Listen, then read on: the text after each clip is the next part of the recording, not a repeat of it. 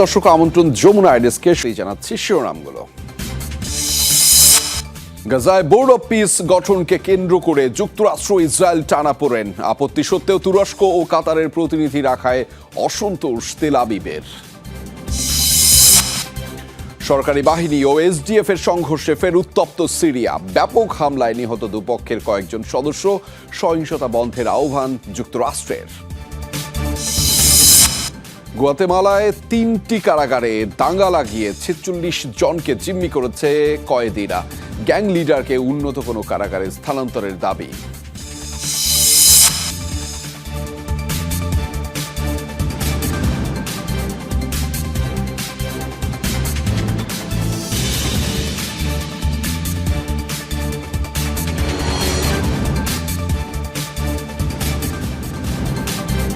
দর্শক আমন্ত্রণ যমুনা আইডেসকে, এতক্ষণ শিরোনাম দেখছিলেন, আপনাদের সাথে আছি আমি আহমেদ রেজা। গাজায় বোর্ড অব পিস গঠনকে কেন্দ্র করে টানাপোড়েন তৈরি হয়েছে যুক্তরাষ্ট্র ইসরায়েল সম্পর্কে। তেল আবিবের অভিযোগ, তাদের না জানিয়েই গঠন করা হয়েছে এই প্যানেল।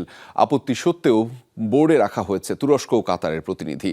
এ বিষয়ে ক্ষোভ জানিয়ে বিবৃতি দিয়েছে বেনিয়ামিন নেতানিয়াহুর কার্যালয়।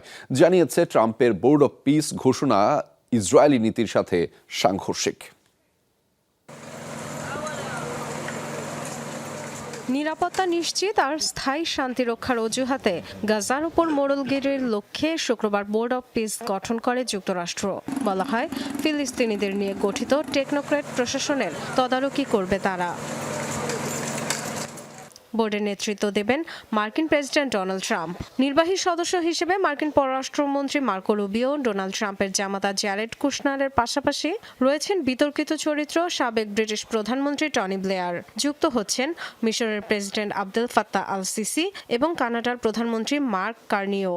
আছেন তুরস্কের পররাষ্ট্রমন্ত্রী হাকান ফিদান ও কাতারের কূটনীতিক আলী আল থাওয়াদি।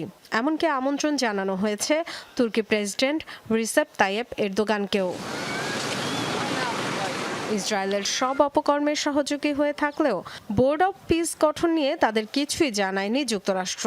প্রধানমন্ত্রী বেনিয়ামিন নেতানিয়াহুর কার্যালয় থেকে এ তথ্য জানিয়ে মিত্রের আচরণে অসন্তোষ প্রকাশ করা হয়েছে। প্যানেলে ইসরায়েলের কেউ না থাকলেও রাখা হয়েছে তুরস্ক আর কাতারের প্রতিনিধি, যা নিয়ে আগেই বহুবার আপত্তি জানিয়েছিল তেল আবিব।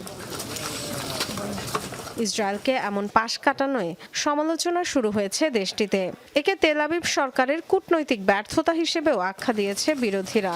পররাষ্ট্রমন্ত্রী গিডিয়ন সারকে মার্কিন পররাষ্ট্রমন্ত্রী মার্কো রুবিওর সাথে যোগাযোগের নির্দেশ দিয়েছেন নেতানিয়াহু।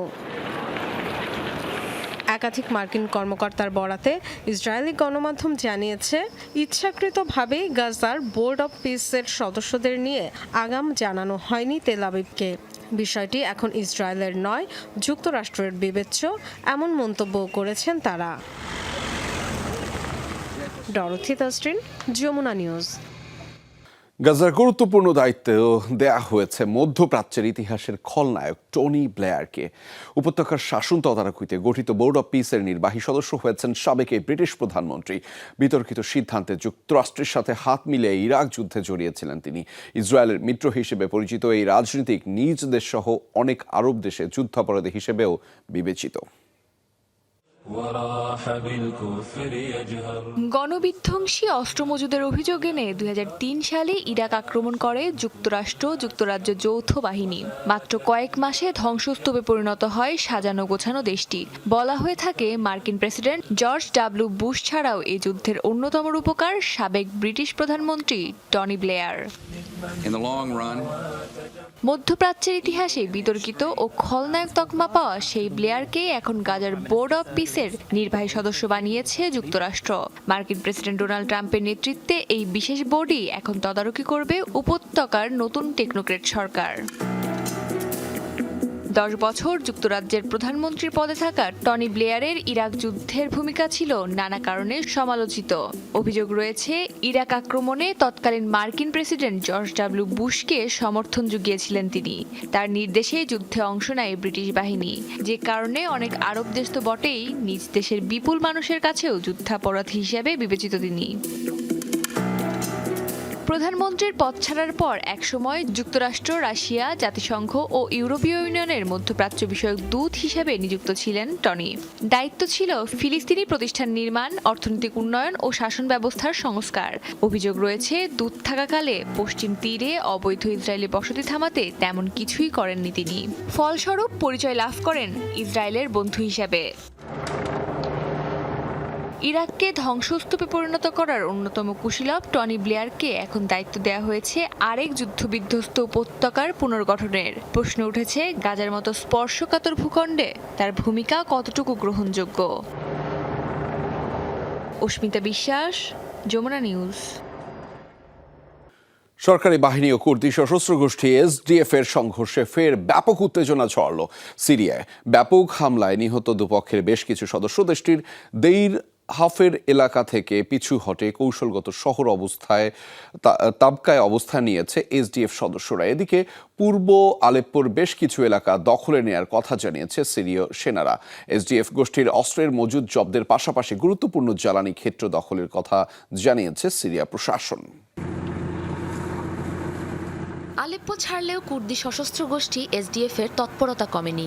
আন্তর্জাতিক মধ্যস্থতায় হওয়া যুদ্ধবিরতি চুক্তি লঙ্ঘনকে কেন্দ্র করে ফের পাল্টাপাল্টি সংঘর্ষে জড়িয়েছে সরকারি বাহিনী ও কুর্দি যোদ্ধারা। এসডিএফকে হটিয়ে শনিবার দেড় হাফের মাসকানা ও পূর্ব আলেপ্পোর বেশ কয়েকটি শহর ও গ্রাম দখলে নিয়েছে সিরীয় বাহিনী। এরপরই ইউফ্রেটিস নদীর পশ্চিম উপকূলকে নিষিদ্ধ সামরিক অঞ্চল ঘোষণা করে সেনারা। প্রাণে বাঁচতে গুরুত্বপূর্ণ তাবকা শহরে অবস্থান নিয়েছে যোদ্ধারা, এমনটা জানিয়েছে এসডিএফ। অবশ্য ওই অঞ্চলটিও দখলে নেওয়ার দাবি প্রশাসনের। সরকার ও তুর্কি প্রশাসন সম্মিলিতভাবে হামলার প্রস্তুতি নিচ্ছে। তারা দেইর হাফেরের পথ ধরে তাবকার দিকে অগ্রসর হচ্ছে। তাদের ঠেকাতে আমাদের কমরেডরা প্রস্তুত। এদিকে সম্মুখ যুদ্ধ এড়াতে ইউফ্রেটিসের সীমান্ত রেখাকে ফ্রন্টলাইন নির্ধারিত করে নিজ বাহিনীকে পূর্বাঞ্চলে সরিয়ে নেওয়ার ঘোষণা দিয়েছেন এসডিএফ প্রধান মাজলুম আবদি।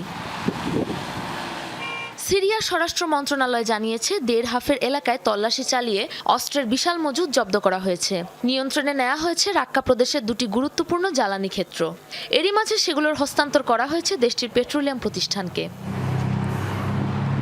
সরকার বাহিনী ও এসডিএফকে সহিংসতা বন্ধের আহ্বান জানিয়েছে মার্কিন সেন্ট্রাল কমান্ড। একই দিনে কুর্দিকে জাতীয় ভাষা হিসেবে আনুষ্ঠানিক স্বীকৃতি দেওয়ার পাশাপাশি সিরিয়ার কুর্দিদের নাগরিকত্ব ফিরিয়ে দিতে আদেশ জারি করেন প্রেসিডেন্ট আহমেদ আল শারা। সাবরিনা নুসরাত, যমুনা নিউজ। সিরিয়ায় হামলা চালিয়ে আল কায়দার এক শীর্ষ সহযোগীকে হত্যার দাবি করেছে যুক্তরাষ্ট্র। শনিবার এক বিবৃতিতে এই তথ্য জানিয়েছে মার্কিন সেন্ট্রাল কমান্ড। ওয়াশিংটনের দাবি, গত মাসে মধ্যপ্রাচ্যের দেশটিতে মার্কিনীদের উপর হামলায় সরাসরি জড়িত ছিলেন বিলাল হাসান আলী জসিম নামে এই ব্যক্তি। গত 13 ডিসেম্বর যুক্তরাষ্ট্রের নাগরিকদের উপর হামলার পর থেকেই সিরিয়ার আইএস বিরোধী অভিযান চালাচ্ছে যুক্তরাষ্ট্র। ট্রাম্প প্রশাসনের দাবি, এ পর্যন্ত জঙ্গি গোষ্ঠীটির শতাধিক স্থাপনায় হামলা চালানো হয়েছে।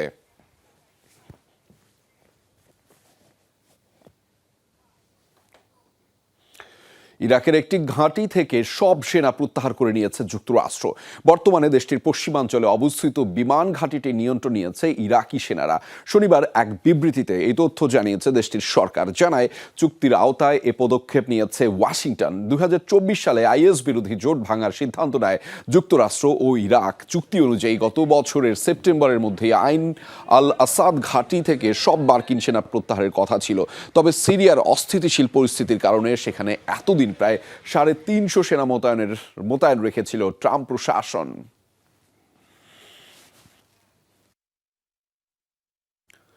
ইরানের শান্তিপূর্ণ বিক্ষোভে উস্কানি দিয়েছে যুক্তরাষ্ট্র ও ইসরায়েল, এমন অভিযোগ করেছে লেবাননের সশস্ত্র সংগঠন হিজবুল্লাহ। টেলিভিশনে প্রচারিত ভাষণে হিজবুল্লাহ প্রধান নাইম কাসেম দাবি করেন, ইসলামী প্রজাতন্ত্রের পতনের লক্ষ্যেই নাশকতায় উস্কানি দিয়েছেন ডোনাল্ড ট্রাম্প ও বেনিয়ামিন নেতানিয়াহু। মোসাদ ও মার্কিন এজেন্টরা ইরানের রাজপথে ঘুরে বেড়াচ্ছে, জনসাধারণের শান্তিপূর্ণ প্রতিবাদ নষ্টের চেষ্টা করছে।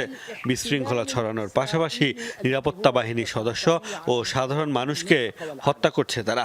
ইসলামী প্রজাতন্ত্রের পতনের লক্ষ্যে নাশকতা ছড়ানো গোষ্ঠীগুলোকে সমর্থন দিচ্ছেন ট্রাম্প ও নেতানিয়াহু। আবারও প্রধানমন্ত্রী বেনিয়ামিন নেতানিয়াহুর পতনের দাবিতে ব্যাপক বিক্ষোভ হয়েছে ইসরায়েলে। শনিবার রাজধানী তেল আবিবের সড়কে নামে মানুষের ঢল। 2023 সালের 7 অক্টোবর ইসরায়েলে হামাসের চালানো অভিযান নিয়ে তদন্তের স্বাধীন রাষ্ট্রীয় কমিশন গঠনের দাবি জানান তারা। অভিযোগ, গাজায় যুদ্ধের সূত্রপাত ঘটানো ওই হামলার কোনো দায় নেয়নি নেতানিয়াহু প্রশাসন। সরকার বিরোধী পোস্টার হাতে স্লোগান দেয় আন্দোলনকারীরা। নেতানিয়াহুর ব্যঙ্গাত্মক মুখোশ পরে জানায় প্রতিবাদ। হামাসের হাতে জিম্মি শেষ ইসরায়েলির মরদেহ ফেরতের দাবিও জানায় বিক্ষোভকারীরা।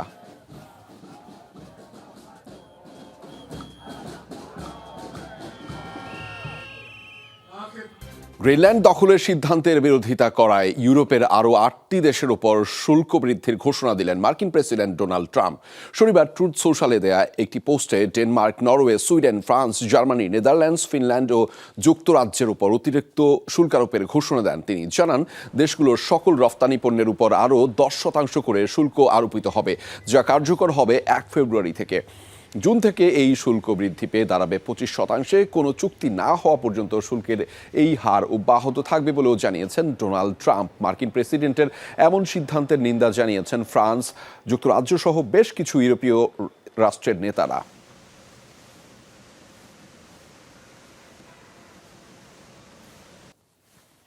ট্রাম্পের দাবি ভুল প্রমাণিত করে গর্ভাবস্থায় প্যারাসিটামল জাতীয় ওষুধ সেবন নিরাপদ বলে জানিয়েছে ইউরোপীয় গবেষকদের একটি দল। গেল বছর এ নিয়ে মিথ্যা ব্যাখ্যা দাঁড় করিয়েছিলেন মার্কিন প্রেসিডেন্ট। ট্রাম্পের দাবি, গর্ভাবস্থায় নারীরা এই ওষুধ খেলে শিশুদের বুদ্ধি প্রতিবন্ধী হওয়ার সম্ভাবনা বেড়ে যায়। সে সময় আন্তর্জাতিক চিকিৎসা সংস্থাগুলো ট্রাম্পের বক্তব্যকে ভুল বলে আখ্যা দিয়েছিল। চলতি বছর এ নিয়ে নতুন গবেষণা প্রবন্ধ প্রকাশ করেছে একদল ইউরোপীয় গবেষক। তদন্তে ট্রাম্পের দাবি ভুল প্রমাণিত করে যাবতীয় তথ্য তুলে ধরা হয়। তাদের দাবি, যুক্তরাষ্ট্রে প্রচলিত টাইলেনল জাতীয় প্যারাসিটামল নারী ও শিশু উভয়ের জন্যই নিরাপদ, তবে যতটুকু প্রয়োজন তার অতিরিক্ত ওষুধ সেবন থেকে বিরত থাকার পরামর্শ দেন চিকিৎসকরা।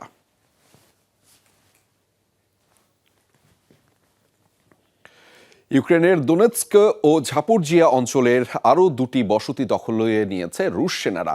এ তথ্য নিশ্চিত করেছে রাশিয়ার প্রতিরক্ষা মন্ত্রণালয়। মস্কোর দাবি, নতুন বসতি দখলের পাশাপাশি সামি ও খার্কিভ সহ বিভিন্ন দিক থেকে সেনা অভিযান অব্যাহত রেখেছে রুশ বাহিনী। ইউক্রেনের জ্বালানি অবকাঠামো, গোলাবারুদের ডিপো এবং ড্রোন উৎক্ষেপণ কেন্দ্র সহ বিভিন্ন স্থানে হামলা চালানো হয়। ইউক্রেনীয় বাহিনীর বেশ কিছু ফিক্সড উইং ড্রোনও ধ্বংস করে রুশ সেনারা। অপরদিকে ইউক্রেন সেনাবাহিনীর দাবি, একদিনে ফ্রন্টলাইনে দুপক্ষের মধ্যে মোট 164টি লড়াই হয়েছে। রাশিয়ার জ্বালানি অবকাঠামো আর গোলাবারুদের ডিপোতে হামলা চালানো হয়েছে বলেও দাবি কিয়েভের। গুয়াতেমালায় একযোগে 3টি কারাগারে দাঙ্গা লাগিয়ে অন্তত 46 জনকে জিম্মি করেছে কয়েদিরা। নাটকীয় এই ঘটনা ঘটিয়েছে একটি গ্যাংয়ের সদস্যরা। মূলত গ্যাং লিডারকে উন্নত কোনো কারাগারে স্থানান্তরের দাবি রয়েছে তাদের। জেলখানায় বিভিন্ন আসবাবপত্র আগুন দিয়ে পুড়িয়ে দেয়া হয়েছে। জিম্মিদের উদ্ধারে এরই মধ্যে তৎপরতা শুরু করেছে নিরাপত্তা বাহিনী, তবে এই ঘটনায় এখনও কোনো হতাহতের তথ্য পাওয়া যায়নি। কারারক্ষীদের জিম্মি করে কারাগারে নিয়ন্ত্রণ নিয়েছে কয়েদিরা। ওয়াচ টাওয়ারে অবস্থান নিয়ে জেলখানার ভেতরের পরিবেশ নিয়ে ঝাড়ছে ক্ষোভ, আর বাইরে বিপুল সংখ্যক নিরাপত্তা কর্মীর সশস্ত্র অবস্থান। গুয়াতেমালার রেনোভাথিয়ান 1 সহ অন্তত 3টি কারাগারে চলছে এই জিম্মি নাটক।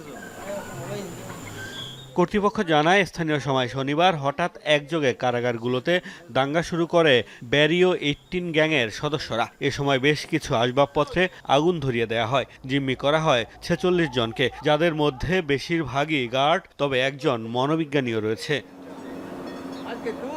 সরকার বলছে, এই গ্যাং সদস্যদের মূল দাবি তাদের লিডারকে উন্নত সুযোগ সুবিধা সহ অন্য কারাগারে হস্তান্তর। তবে দাঙ্গার এই ঘটনায় কোনো হতাহতের তথ্য মেলেনি।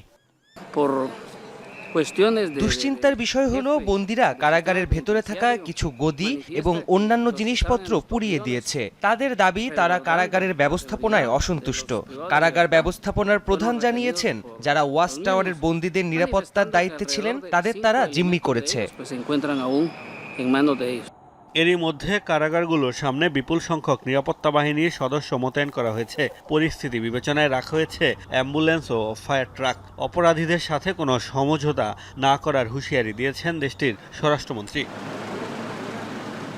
গুয়াতেমালায় বিভিন্ন গ্যাংয়ের ব্যাপক তৎপরতার কারণে কারাগারে অপরাধীদের জায়গা দিতে হিমশিম খেতে হয় কর্তৃপক্ষকে। জেলখানাগুলোর ভেতরেও রয়েছে গ্যাংগুলোর প্রভাব, আর তাই প্রায়ই ঘটে জিম্মি ও হামলার মতো ঘটনা।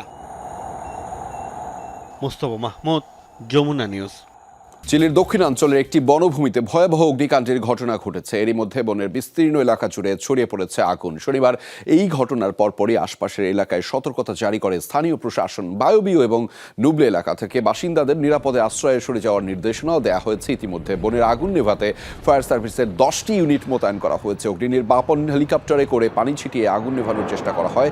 আগুন নিয়ন্ত্রণে না আসা অবধি এলাকাটিতে বাসিন্দাদের ফিরে যেতে মানা করেছে কর্তৃপক্ষ। এ ঘটনায় এখনও কারো হতাহতের খবর পাওয়া যায়নি। জাতীয় ফুলের সৌন্দর্য উদযাপনে নেদারল্যান্ডসে আয়োজিত হলো জাতীয় টিউলিপ দিবস। রং বেরঙের ফুলের নজরকাড়া সৌন্দর্য উপভোগ করতে রাজধানী আমস্টারডামে ভিড় করে শত শত মানুষ। এবছর প্রায় 2 লাখ ফুল বিনামূল্যে বিতরণ করেছে চাষিরা। জনপ্রতি 10টি করে ফুল সংগ্রহের নির্দেশ থাকলেও হুড়োহুড়ি করে ফুল তুলে হাত ভর্তি করে মানুষ। টিউলিপের প্রদর্শনীর পাশাপাশি ছিল জাঁকজমক আতশবাজির ফায়ার ডিসপ্লে। নানা রং আর হরেক প্রজাতির লাখ লাখ টিউলিপের সমাহার ছেয়ে আছে মাইলের পর মাইল। নেদারল্যান্ডসের রাজধানী আমস্টারডামের বিখ্যাত মিউজিয়াম প্লেন স্কয়ার এখন যেন ফুলের এক স্বর্গরাজ্য। প্রতি বছরের মতো মনোমুগ্ধকর এই দৃশ্য দেখতে ভিড় করে হাজার হাজার মানুষ। জাতীয় টিউলিপ দিবস উপলক্ষে পার্কটিতে ছিল বিশেষ আয়োজন। এবার দর্শনার্থীদের মাঝে বিনামূল্যে বিতরণ করা হয় প্রায় 2 লাখ ফুল। জনপ্রতি 10টি করে ফুল সংগ্রহের নিয়ম করে দেওয়া হলেও হাত ভর্তি করে ফুল তোলেন এক একজন। হুড়োহুড়ি ঠেলাঠেলিও দেখা যায়। জাতীয় ফুলের উৎপাদনে চাষিদের উৎসাহ দিতে প্রতিবছর এই উদ্যোগ নেয় দেশটির প্রশাসন। গত বছরের চেয়ে এবারের ফুলগুলো বেশ তাজা ও সুন্দর। দেখুন সূর্যের আলো পড়ায় ফুলগুলো কি চমৎকার দেখাচ্ছে। ফুলের প্রদর্শনীর সাথে আরও ছিল ফায়ার ডিসপ্লে। টিউলিপের রঙের সাথে মিল করে সাদা, লাল, গোলাপি ধোঁয়ার সাথে চলে বিচিত্র সব আতশবাজির কারসাজি। প্রথমবারের মতো টিউলিপ উৎসব দেখতে এসেছি আমরা। খুবই আনন্দ লাগছে। এটি আমাদের কাছে বিশাল এক সাংস্কৃতিক বিনিময়ের মতো। আমি ফুল খুবই ভালোবাসি। এখানে প্রথমবারের মতো এসেছি এবং বিনামূল্যেই টিউলিপ নেওয়া যাচ্ছে। এটি আমার কাছে একটি বিশাল ব্যাপার। প্রতি বছর অন্তত 2 বিলিয়ন টিউলিপ উৎপাদন করে নেদারল্যান্ডস। রফতানি করে বিশ্বের কমপক্ষে 100 দেশে। গেল বছরও টিউলিপ দিবস উপলক্ষে ফুলপ্রেমীদের মাঝে বিনামূল্যে বিতরণ করা হয়েছিল প্রায় 20 লাখ টিউলিপ। সাবরিনা নুসরাত, যমুনা নিউজ। দর্শক, এই ছিল যমুনা আইডেসকে। এতক্ষণ আমাদের সাথে থাকার জন্য আপনাদের সবাইকে ধন্যবাদ।